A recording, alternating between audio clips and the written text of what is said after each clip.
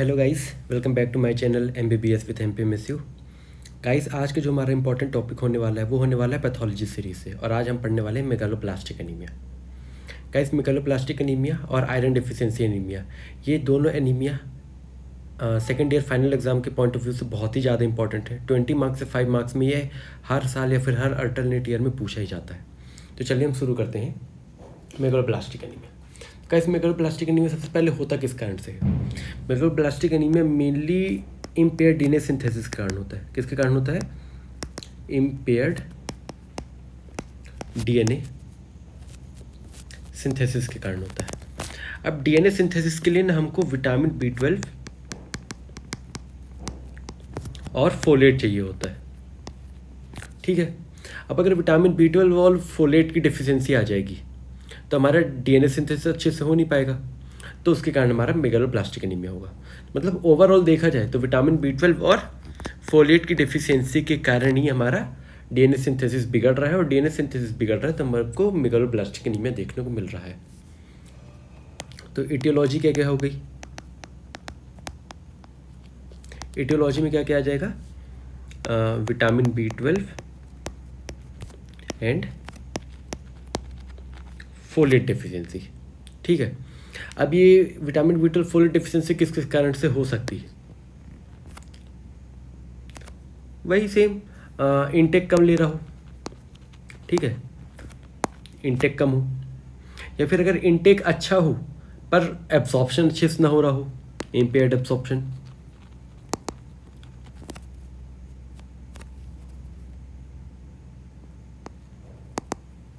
Impaired absorption, या फिर intake भी अच्छा हो, एब्सॉर्प्शन भी अच्छा हो, ठीक है, पर हो सकता है रिक्वायरमेंट बढ़ गई हो, इंक्रीज्ड रिक्वायरमेंट, ठीक है। तो ये हो गई इटियोलॉजी। अब हम देखते हैं पैथोजेनेसिस के बारे में। पैथोजेनेसिस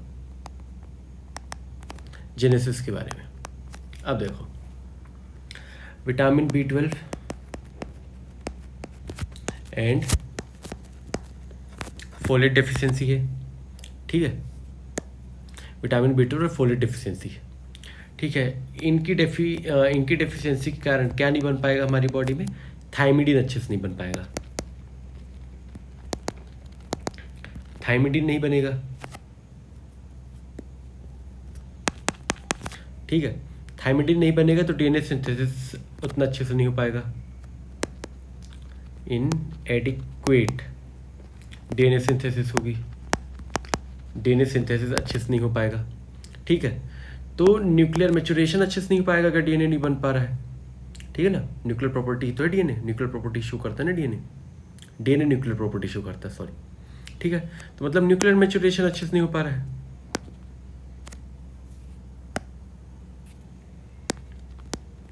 न्यूक्लियर मैच्योरेशन अच्छे से नहीं हो पा रहा है, ठीक है। अब न्यूक्लियर मैच्योरेशन अच्छे से नहीं हो पा रहा है पर साइटोप्लाज्म मैच्योरेशन अच्छे से हो रहा है, ठीक है। मतलब न्यूक्लियर मैच्योरेशन कम हो रहा है, साइटोप्लाज्म मैच्योरेशन तो नॉर्मली ही हो रहा है, तो न्यूक्लियर साइटोप्लाज्म एसिंक्रोनी देखने को मिलेगी, न्यूक्लियर साइटोप्लाज्म ए सिंक्रोनी देखने को मिलेगी, ठीक है। मतलब जिस साइज का साइटोप्लाज्म है लगभग उसी के मुताबिक हमारा न्यूक्लियर मैच्योरेशन भी होना चाहिए था, पर न्यूक्लियर मैच्योरेशन तो अच्छे से हो नहीं पा रहा है, साइटोप्लाज्म मैच्योरेशन नॉर्मली ही हो रहा है, तो इनका जो कॉम्बिनेशन होना चाहिए था ना वो अच्छे से नहीं बैठ पा रहा है, तो वही एसिंक्रोनी देखने को मिलेगी। तो उसके कारण क्या बनेगा? मेगालोब्लास्ट और मैक्रोसाइट्स देखने को मिलेंगे, formation of megaloblast and macrocytes देखने को मिलेंगे। ये होती है हमारी पैथोजेनेसिस, ठीक है। विटामिन B12 नहीं बन पा रहा है, मतलब विटामिन B12 फोलेट की डिफिशियंसी है, तो थायमिडीन अच्छे से नहीं बनेगा, जिस कारण डीएनए सिंथेसिस अच्छे से नहीं हो पाएगा, डीएनए सिंथेसिस अच्छे से नहीं हो पाएगा तो न्यूक्लियर मैच्योरेशन अच्छे से नहीं हो पाएगा। अब साइटोप्लाज्म मैच्योरेशन तो नॉर्मली ही हो रहा है, न्यूक्लियर मैच्योरेशन अच्छे से नहीं पा रहा है, तो उन दोनों के में ना एसिंक्रोनी देखने को मिलेगी। उनमें एसिंक्रोनी देखने को मिलेगी ना, तो मेगालोब्लास्ट और मैक्रोसाइट्स बनना चालू हो जाएंगे। ठीक है, ये हुए हमारी पैथोजेनेसिस। अब हम देखते हैं क्लिनिकल फीचर्स के बारे में। सबसे पहले एनीमिया तो देखने को ही मिलेगा। ठीक है, विटामिन B12 फोलेट डिफिशियंसी, दोनों की डिफिशियंसी होगी। मान लो कोई एक नॉर्मल है, फिर भी अगर डिफिशियंसी देखने को मिल रही है, तो एनीमिया जो है ना वो दोनों की डिफिशियंसी के कारण देखने को मिलेगा। ठीक है, विटामिन B12 और फोलेट दोनों की डिफिशियंसी होनी चाहिए। Vitamin B12 and folate deficiency दोनों दिखनी चाहिए, दोनों होनी चाहिए, तब हमको एनीमिया देखने को मिलेगा। और क्या, न्यूरोलॉजिक मैनिफेस्टेशंस देखने को मिलेंगे। ये सिर्फ और सिर्फ विटामिन B12 की डेफिशिएंसी के कारण दिखेगा। विटामिन B12 की डेफिशिएंसी के कारण देखने को मिलेगा। फोलेट डेफिशिएंसी का कोई लेना देना नहीं है। इसमें हमको पेरिफेरल न्यूरोपैथी और एनोरेक्सिया देखने को मिलेगा। क्या क्या देखने को मिलेगा? पेरिफेरल न्यूरोपैथी और एनोरेक्सिया देखने को मिलेगा। और हमको क्या देखने को मिलेगा? स्किन हाइपर पिगमेंटेशन देखने को मिलेगा। स्किन हाइपर पिगमेंटेशन देखने को मिलेगा। ये देखिए, जैसा आपको दिख रहा है ना, ये ग्रीन सर्कल के अंदर ये ब्लैकिश दिख रहा है, नॉर्मल कलर सांवला जैसा है, इधर ब्लैक है, यही है skin hyper pigmentation. Mainly dorsum of hand में देखने को मिलेगा। डोर्सम ऑफ हैंड में देखने को मिलेगा। ठीक है, क्लिनिकल फीचर्स में तो इतने काफ़ी हैं। अब हम पढ़ते हैं लैब डायग्नोसिस के बारे में। लैब डायग्नोसिस के बारे में। ठीक है, लैब डायग्नोसिस में सबसे पहले हम देखेंगे ब्लड पिक्चर। ब्लड पिक्चर के बारे में देखेंगे। ठीक है, ब्लड पिक्चर में सबसे पहले तो हीमोग्लोबिन कंसंट्रेशन हमको कम देखने को मिलेगी। हीमोग्लोबिन कंसंट्रेशन हमको कम देखने को मिलेगी। ठीक है, और आरबीसीज कैसे देखने को मिलेंगे? आरबीसीज देखो, मैक्रोवेलोसाइट्स या फिर मैक्रोसाइटोसिस देखने को मिलेगी। मैक्रोसाइटोसिस देखने को मिलेगी, और इसी को हम बोल सकते हैं मैक्रोवेलोसाइट्स, मतलब ओवल शेप्ड के दिखेंगे। ओवल शेप्ड के देखने को मिलेगा। हमको टीयर ड्रॉप सेल्स और कैबॉट रिंग और हॉवेल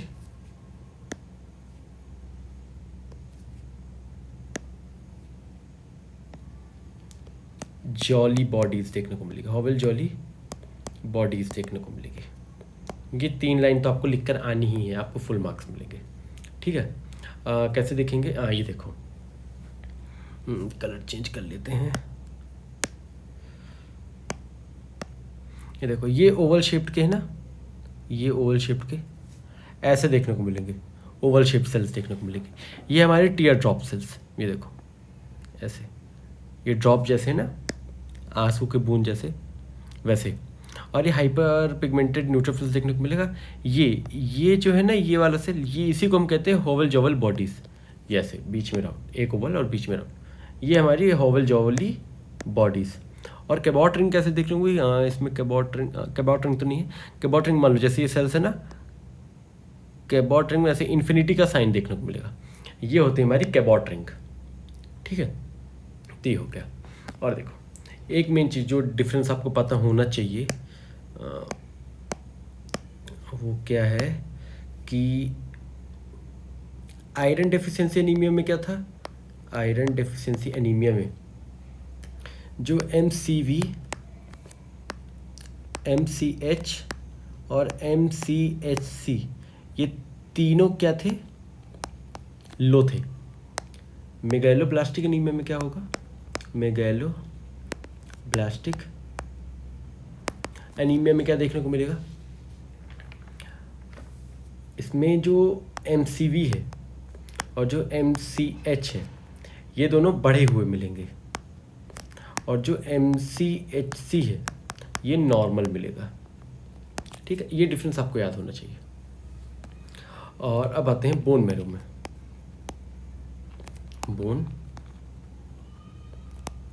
अब देखो बोन मैरो में वही मैरो एरिथ्रोपोइसिस और मैरो आयरन स्टोन्स बढ़े हुए मिलेंगे।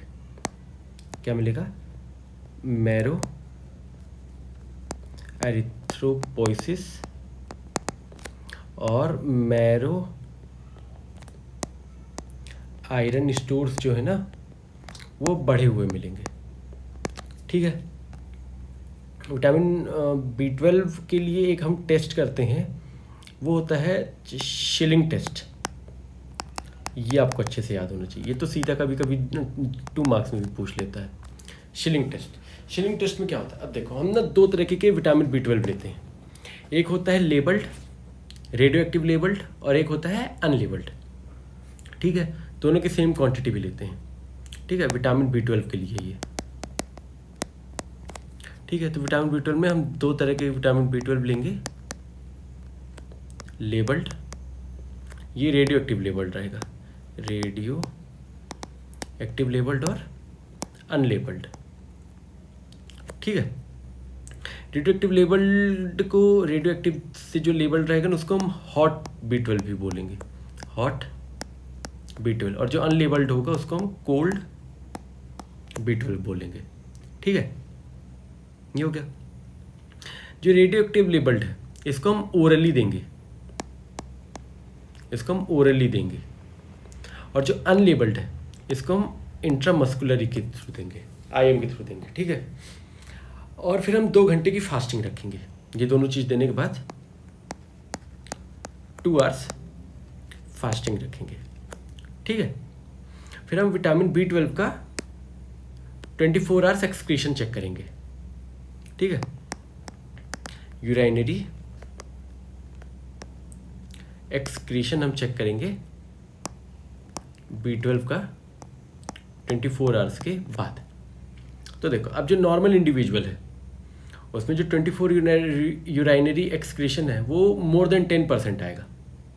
ठीक है, मोर देन 10% आएगा। जो नॉर्मल इंडिविजुअल है उसमें जो 24 आवर्स यूराइनरी एक्सक्रीशन है वो मोर देन 10% आएगा।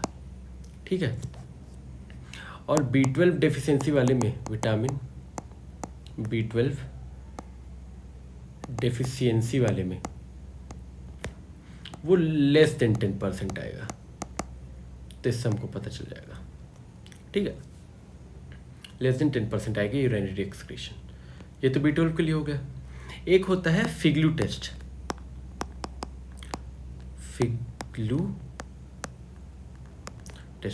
ये होता है फोलेट डेफिशिएंसी के लिए, ठीक है। फॉर्मिनोग्लूटामिक एसिड, ये होता है इसका फुल फॉर्म, फॉर्मिनोग्लूटामिक एसिड। ठीक है, अब देखो ये हिस्टिडीन, ठीक है। हिस्टिडीन का जब कैटाबॉलिज्म होता है, जब ये टूटता है, हिस्टिडीन जब टूटता है तो फिग्लू नाम का कंपाउंड बनता है, फॉर्मिनोग्लूटामिक एसिड। ठीक है, और फिग्लू फोलिक एसिड के प्रेजेंस में, ग्लूटामिक एसिड बनाता है,